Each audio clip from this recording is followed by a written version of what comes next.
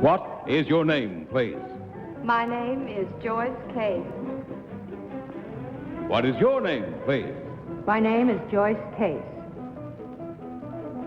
What is your name, please? My name is Joyce Case. Two of these people are imposters. Only one is the real Joyce Case and is the only one sworn to tell the truth. Now, here is our host, Bud Collier.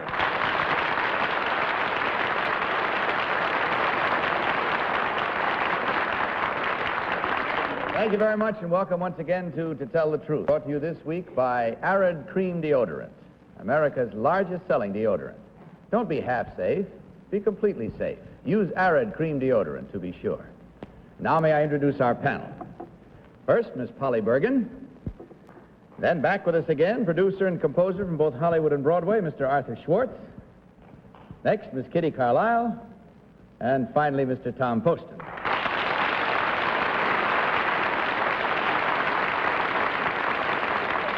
Our panel, will you please follow along with this first affidavit? I, Joyce Case, am an airline stewardess for Central Airlines. I am also a pilot. I soloed when I was 16 years old and won my commercial pilot's license when I was 20. Although I have flown a modern jet, my main interest is in antique aircraft. Now, this film shows me flying my 28-year-old Great Lakes biplane, in which I give stunt flying demonstrations at air meets.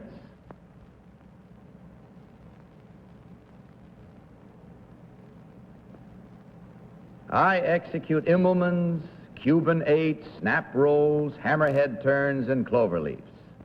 At present, I am the AAA Women's Aerobatic Champion, signed Joyce Case.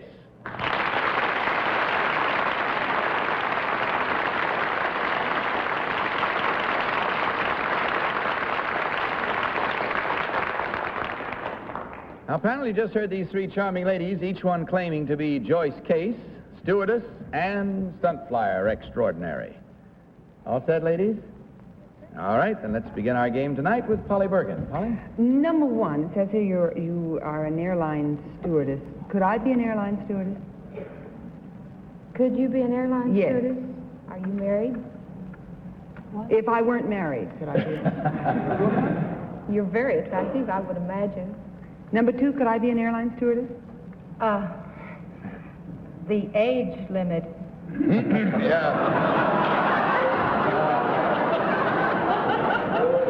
Well, that lets me out, too. Yeah. And me. I'm sorry. If I were underage, would I be? There's an age limit of 27. Number three, could I be I passed that one. Number three. Well, I don't know what your eye situation is, but if you're farsighted, you can't be an airline stewardess. If you're what, I'm I sorry. mean, if you're nearsighted. Oh, if you're If you nearsighted. can't see far away, then you can't be. I mean, like if you wear reading glasses, that's permissible. I see. Arthur Schwartz. I don't like number two. It isn't anything personal. She's It's a just little- she's a little immediate covered- thing happened between us. I don't know what it was. She's a little sorry for that snap roll herself. Yeah, I know she was. I was going to ask whether I could be a stewardess. I'm going to ask you, number one, what is the name of the first prominent stunt flyer in aviation history? The first prominent stunt flyer? Stunt flyer. Oh, I don't know exactly who that would Number be. two. Billy Robinson. I beg your pardon? Billy Robinson. Number three. I don't know who the first one would be. Number one, how many engines did Lindbergh carry on his famous voyage? I believe he had one. Number two. One. Number three. I believe it was single engine. Number one, what is the name of the manufacturer of the first biplane? The first biplane? Yes, that's a plane with two engines. I'm sorry, I don't know who the first Do you know number two? Kitty? Number one, what is a biplane? It is an airplane with two wings, double wings. Number two, Not married. And it's under 27. number two, there's a lack of empathy between you and me and Polly, I will admit. But I would like to ask I you... don't mind being older. I would like to ask you what kind of covering the Wright brothers used for the wings of their first plane. Kansas. Number 3, where does the Central Airlines operate? Well, we operate in 6 central states. What's that? 6 states in the central United States: Missouri, Oklahoma, Kansas, Texas, Colorado, and Arkansas. All points west. Tom Poston. I thought those were great questions. Kitty, you're a hawk tonight. Oh, Get the yes, joke? I am. Get the joke, Kitty? I'm a little slow, but I get it. You're right, brother. Number 3, who is Shelley Berman? He's a comic. What does he have to do with airline hostesses? That's why I asked you. Oh. Well, he tells jokes about them, I think. Yeah, beautifully, too. Could you tell me number 3? Tea or milk? I said coffee, tea, or milk. Coffee, tea, or milk. But Mr. Plane is on. Number 3, please. How many wings on a Stearman? Well, a Stearman is an antique airplane, I think it's a monoplane. Number 1. Time to vote, panel. Without further consultation, without any consultation, would you please mark your ballots? And in so doing, of course, select number 1, number 2, or number 3. And the team of challengers will, as usual, receive $250 for every incorrect vote. Gee, Is everybody marked? Are you nearsighted, Polly? I'm blind. Besides being old, I'm blind.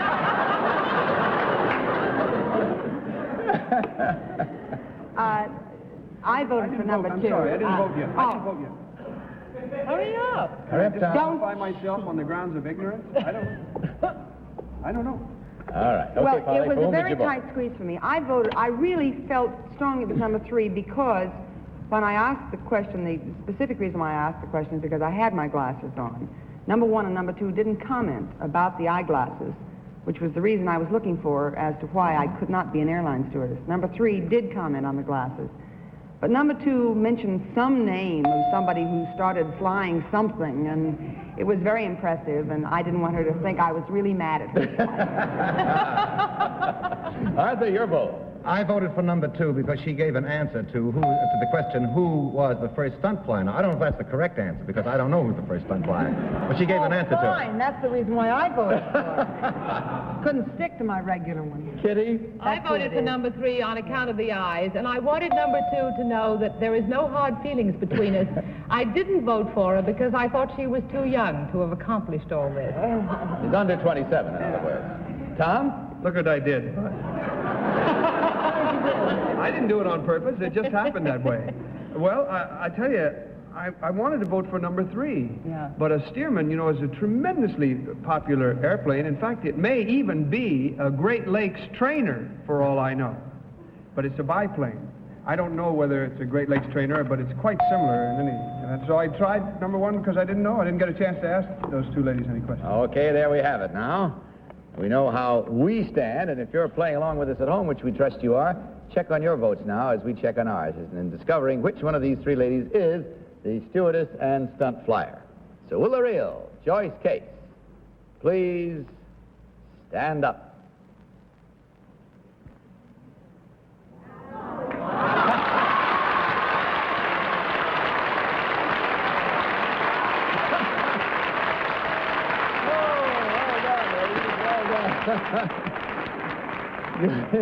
You pulled them right down the line. A question in just a minute. We'll have a question. Find out about the other 2 first. Number 2, tell us your real name and what you really do. First, my apologies. No, it's not necessary at all, dear. My name is Sandra Chapman, and I'm assistant manager of catering at New York University. Thank you very much. Number 3, your real name and what you do with your pretty dimples. Well, my name is Lee Towers. I'm a New York housewife and the proud mother of a 7-week-old son. Hey! Congratulations, dear. Now, Polly, you got a question? I just wanted to ask the real Miss Case. It is true that you can't be a stewardess if you wear glasses, isn't it? You must have 20/50 vision without glasses. You cannot wear them on duty, but you may. Thank you. I just wanted to ask number 2. Is Billy Robinson the first stunt flyer? Well, How did you know that? He is. I read it about 20 minutes ago. he is a man who, he's an altitude flyer. He attempted to break the altitude record. Well, it's a good try, and nobody's mad at you, believe me. We love you.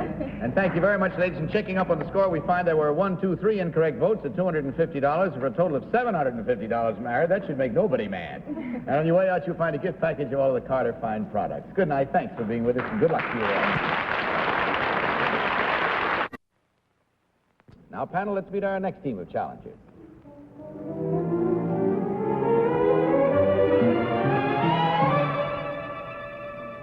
What is your name, please? My name is Curtis Roos. What is your name, please? My name is Curtis Roos. What is your name, please? My name is Curtis Roos. Will you follow along with this affidavit, please, panel, as I read it? I, Curtis Roos, work for the General Services Administration of the United States government. My title is Director of Real Property Disposal. That means that I am responsible for disposing of property the government owns but no longer wants. We have sold industrial plants, lighthouses, military forts, tunnels, jailhouses, pipelines, army camps. Currently for sale is Ellis Island, formerly famous as the entry station for immigrants to this country. The island, consisting of 27 acres in the middle of New York Harbor, is valued by the government at several $1 million. So far, the bids for it have ranged from over $1 million to $6 from a group of Harvard law students. Signed, Curtis Roos. Panel, you heard these three gentlemen all claiming to be Curtis Roos, seller of surplus government property. Let's begin this round with Tom Poston. Tom? Thank you, Bud. Number 3, please, Mr. Roos. What are the proposed uses, suggested uses for Ellis Island? Mr. Poston, there have been so many proposals that we couldn't get through them in an hour's time, but recreational centers, homes for the aged, things of that nature have been proposed.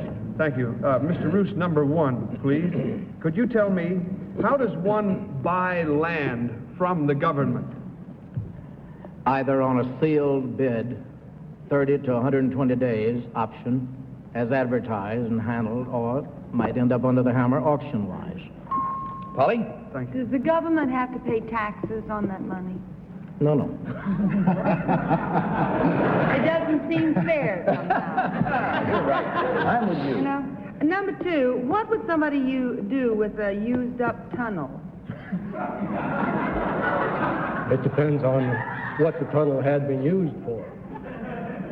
Well, aren't tunnels... Oh, yes, tunnels are used for more than just driving through, aren't they? Sure. Park old cars. Yeah. Number 3, where is the entry station for immigrants right now? I don't know. I don't either. Arthur? Number 1, have you been on Ellis Island recently or ever? Quite a few times, not in the capacity of an immigrant. Can you tell me the words, or any of the words, inscribed, that famous inscription on the Statue of Liberty? No, I cannot. Can you? Number 2? I cannot. Number 3, can you? I'm sorry, I can't. Number 1, what lighthouses are for sale by the government? Quite a few up and down all coast and in the Great Lakes region. They're rather attractive. And number 2, what tunnels? Kitty? Holland Tunnel, Lincoln Tunnel. Number 1, I want to know how you can find out everything the government has for sale. That is a floating inventory. Do they have a catalog like Sears Roebuck? Not that exactly, but a floating inventory, no matter whether it's an archives or But this sounds so divine, number 2. I want to know where I can buy everything the government has for sale. I bet it's not just tunnels and jailhouses and pipelines. I bet they've got clothes and who knows? They have several million used Army uniforms. But why can't we find out where to And you go? look divine in all of them. Wouldn't you, though? Time to vote, Send if the you will, please. catalog out. I Without didn't ask him anything, consultation, Senator. mark your ballots. And in so doing, select number 1, number 2, or number 3. Everybody voted? No, wait a minute.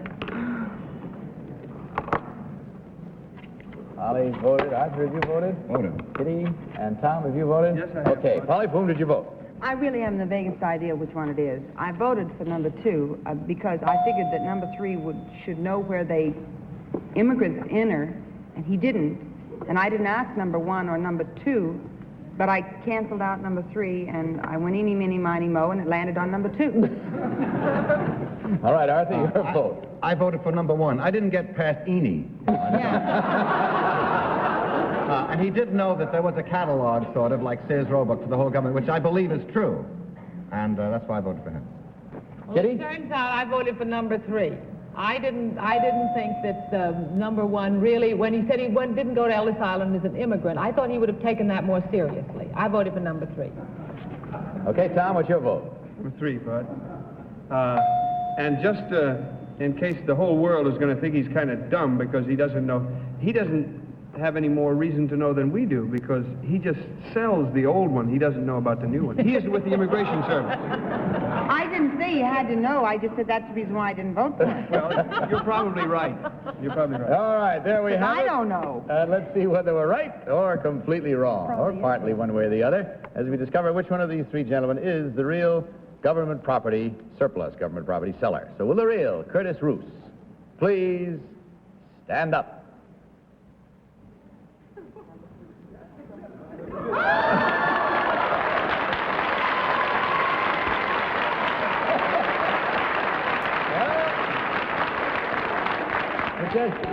Wonderful thing. Yes, sir. Sound reasoning will get you there every time, Polly. Thank you very much. And number 1, would you tell us your real name and what you do, please? I'm Herbert G. Dollahide of Honolulu, and I'm a resort hotel man. You're a good walking ad for it with that color, I'll tell you. Sir. Number 3, would you tell us your real name and what you do? My name is Sumner Moulton, and I'm a promotion writer for ABC TV in New York. Well, we check our score and find that there were 1, 2, 3 incorrect votes again at $250 each for a total of $750 from Arid. And on your way out, you'll find a year's supply of Rise Instant Lather for each of you. Thanks, gentlemen. Good night and God bless. Thank you. Panel, our 3rd team of challengers.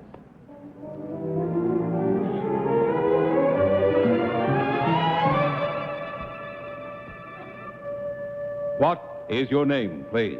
My name is Irene Morden. What is your name, please? My name is Irene Morden. What is your name, please? My name is Irene Morden. Please pay attention, panel, to this affidavit. I, Irene Morden, am a big game hunter. I have shot elephant, lion, leopard, rhinoceros, African buffalo, and recently a coveted black bear. My late husband and I have collected many animal specimens for American museums. Last fall, I became the first American to hunt in the wilds of the newly opened Crimean Game Preserve in the Soviet Union. I shot a fine specimen of Crimean deer, which I donated to the Peabody Museum of Yale University. This trophy was awarded a silver medal for excellence by the Russian government. Signed, Irene Morden.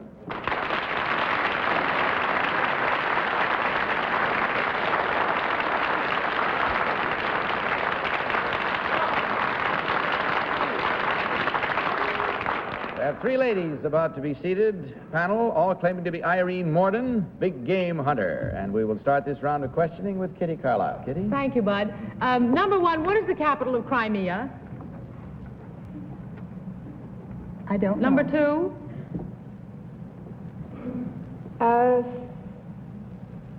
The multiple? Number 3, who is the head of Yale University? Dr. Griswold. Number 1, can you tell me what is an eland? No. Do you know number 2? Yes. What is it? The gazelle, a type of gazelle. Number 3, what kind of black bear did you shoot? It's a large black bear. Where? In Arizona. Just under the heart. Number 2, what is dangerous about an African buffalo if you have climbed a tree, say, just out of reach of its horns? Can you tell us number 3? Well, an African buffalo is very vindictive. They will perhaps charge against the tree. They'll stay around there for a long time. They hold a grudge. Yes, they do. Number 3, please. In firing a big bore rifle, a heavy charge rifle, what is the danger of holding your thumb across the top of the stock before you pull the trigger? Well, I should think you might break your hand, but I don't know what might happen. Number 2, I'm sorry. Polly? You could put your eye out, too, couldn't you? I think I saw that in the same Sergeant York picture about the one that shot the duck. Number 1, what is a quadrimundi? What is what? A quadrimundi. Number 2, do you know what a quadrimundi is? It's an animal. It's a mammal. What kind of an animal is it? A mammal. A mammal animal. What is it similar to in size? It's in the elk category. Number 3, could you tell me what is an ocelot? It's a small cat-like animal. Arthur? Number 1, which weighs more, a lion or a leopard?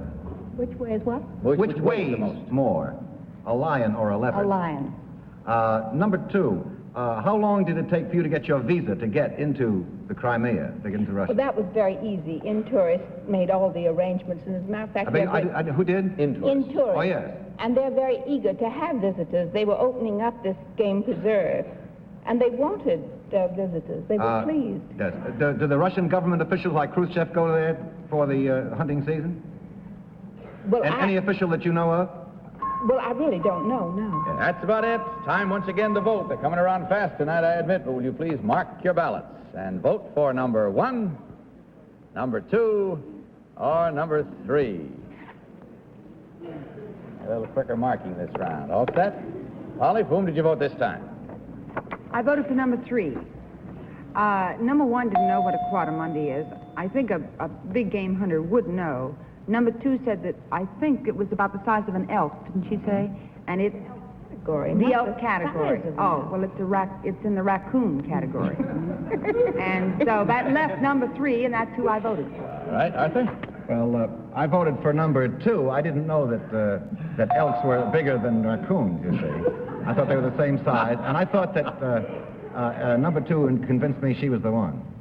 Kitty, which one do you think is the real I one? voted for number 2. I know now what a quadrimundi. You ask that question all the time, and I always forget what it is. Number 2 said something about Sevastopol, and I think that's in the Crimea, at least. It's in that vicinity, and I think it's number 3. You think it's number 3, so you voted for number 2. Well, this is catchy. Tom? Well, I thought it was number 2, but I voted for number 3 anyway.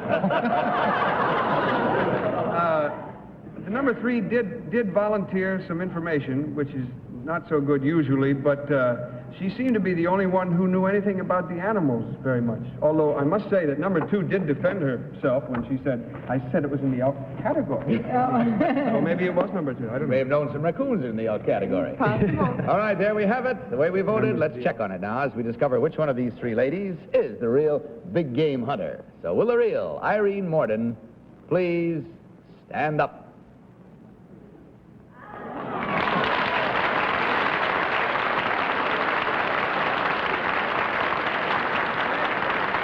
Thank you very much, Mrs. Morden. It's been a pleasure having you with us. Number 1, would you tell us your real name and what you really do, please? I am Mrs. Norma Lindemann Kahn, and I'm sales lady for Henry Bendel, 57th Street in New York. Thank you very much. And number 2, the same information from you, please. Your real name. Well, I'm Mrs. Sue Marks, and I'm the business manager of Heritage Italian Art Tours.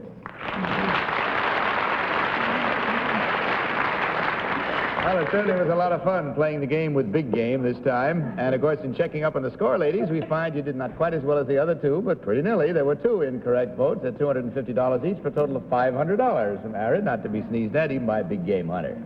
And you'll also find a gift package of Carter's Fine Products waiting for you on your way out. Thanks so much for being with us. If you had fun, so did we. Good night. Well, that's about all the time we have tonight, except Arthur, thanks for coming back and revisiting us. Come again, will you? Delighted to come. Okay, and Kitty, good luck in your lecture in Manchester, New Hampshire tomorrow night. Thank you, Bud. Guess that's all the vital statistics. God bless you all. Good night, panel. Good night. Right, Rod. To Tell the Truth is Markets and Bill Cotton, a team in association with the CBS Television Network. Miss Bergen's Wardrobe by Fashion to the Four Seasons, Knoxville.